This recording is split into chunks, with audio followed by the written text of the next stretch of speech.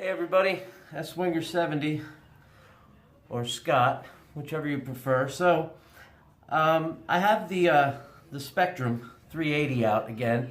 I had a request, so I'm going to try and fulfill that request for one of the people that watched this video. I guess he's now a subscriber of mine and Logan's. His request was he wanted to see this broken down again.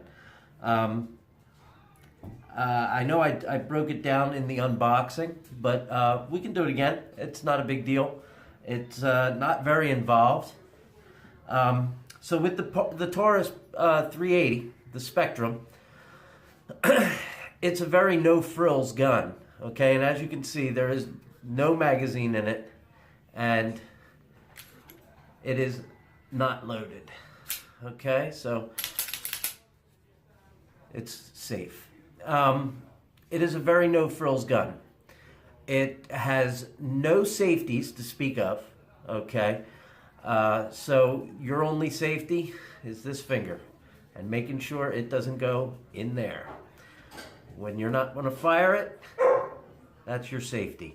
So just getting right down to the basics, externally at least, you know, the gun again is very no frills. There's no safety. There is a neat little feature with this with the Spectrums, with this line of 380 pistol, and that's the grips. Now Taurus is pretty well known for their ergonomics and their grip.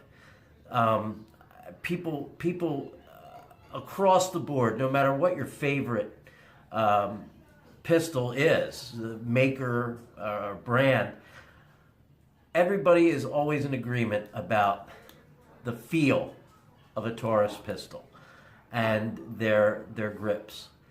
And this one's a little bit of a derivation from their normal grips. This is actually more of a rubberized. It's a rubberized grip. It doesn't have a very aggressive feel to it.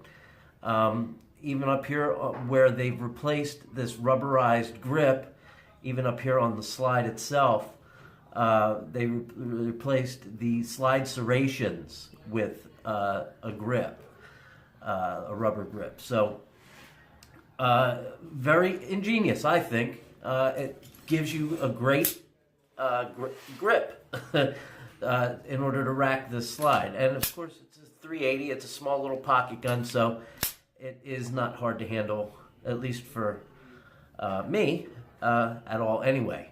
The trigger, like I had said in the original video, is heavy. I got a chance to shoot it. I put about 150 rounds down range with it. It does not have a trigger brake, so it is a full pull each time, and it is very much 7 to 10 pounds in that vicinity. So, but it's good. That's good for a gun like this because it gives you plenty of time to decide whether or not you're actually gonna go for it. So, to take this gun down, it's really quite simple. There is a screw right here on the side of the pistol, and the screw has a little indicator that says lock, unlock, right? When you turn the screw, I'm just going to use the prongs of a plug here. When you turn the screw to the unlock position, the slide jumps forward a little bit. So that means you don't have to pull the trigger to get the slide to come off. So the slide jumped forward a little bit, and all you got to do is kind of press it forward, unless you didn't turn it all the way. Maybe I didn't turn it all the way, which I probably didn't.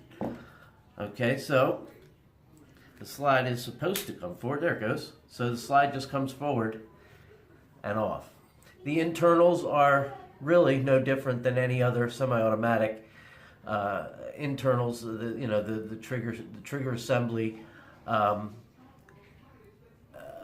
and the extractor and all that is all pretty much uniform, with the exception of the fact that everything's much smaller. Okay, but here for that gentleman, who wanted to see the slide and the slide components, again, just a smaller scaled down version of a bigger 9mm, 40 caliber, 45 caliber semi-automatic pistol. It does not have a captured guide rod. The spring is removable and the guide rod is metal. Okay? And it sits right in here in the spring until you're ready to put it back on. The barrel is a very tiny little barrel. I think it was measured at about 2.5 inches. Very nicely polished, very clean. I did clean it. The guide ramp is polished very, very, very nicely. And of course the barrel looks great because I was in there and I cleaned it up pretty well. Which leaves you with everything else. Now, short of taking this all the way apart, you have your extractor here, right here on the side. Here's the little detent for the extractor, and of course back here is where your firing pin is. I would take the firing pin out, but I don't think generally a lot of people take the firing pin out very often. That is a very once in a blue moon type of a situation. But I can see that the firing pin comes out much the same as the other firing pins do. You would have to hold a little tension here and slide this little back door down. I'd have to pry it down probably with a little punch tool or a thin little screwdriver. And then the firing pin would slide right out the back. There's a little trap door type of a situation here that you would slide this down and be able to get to your firing pin. But there's really not much of a need to get to your firing pin very often. Very rarely do I get it down to much more than this. I think I've actually gone in and taken my firing pin out of my pistols. You know, one of them maybe once. But other than that, that's really it. I don't know if this was helpful, but of course, when asked to do something, I have absolutely no problem obliging. It goes back together in much the same fashion as any of its counterparts. I did notice that the barrel, when you put the barrel back into the slide, there's a lot of give. See how it kind of slides, it kind of wiggles back and forth, and that's something that I don't see in my full-size pistols. But no worries. And of course the the spring and guide rod slide back in accordingly, and it's not much of a chore, really. Well, it is kind of a chore, isn't it? But it's really not much of a chore for people that have smaller, non-sausage fingered ham hands like I have. But it goes back in much the same as any guide rod.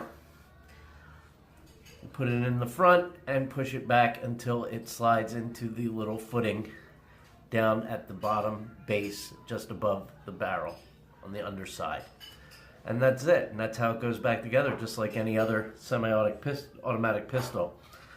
When you go to put the slide back onto the grip and you slide it back into place, you notice that the lock screw goes back into a lock position, and now it's back in the position it was in before. So it's a very easy takedown.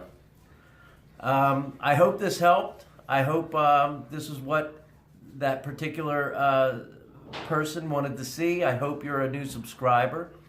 The more the merrier.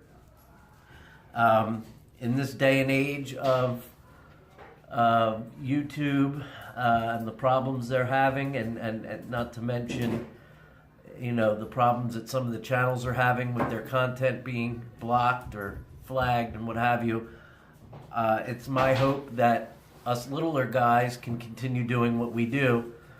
And I know that myself and my daughter are...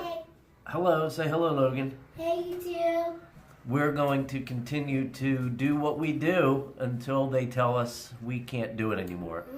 I don't think we really pose much of a problem because we don't make money off of this. So, all that being said, I hope this was helpful. And if there's anything that anybody else ever wants to see with the pistols that I have and the ARs that I have, don't ever hesitate to drop me a line, and I'll be happy to do it. Within reason, of course. But until then, it's Big Papa Scott and little baby badass, my ginger baby over here. Just our hands. Once again, just our hands. And maybe, oh, there she is. Okay. Everybody have a great night. Got the weekend coming up. Everybody have a great weekend. Get down to the range and shoot them straight.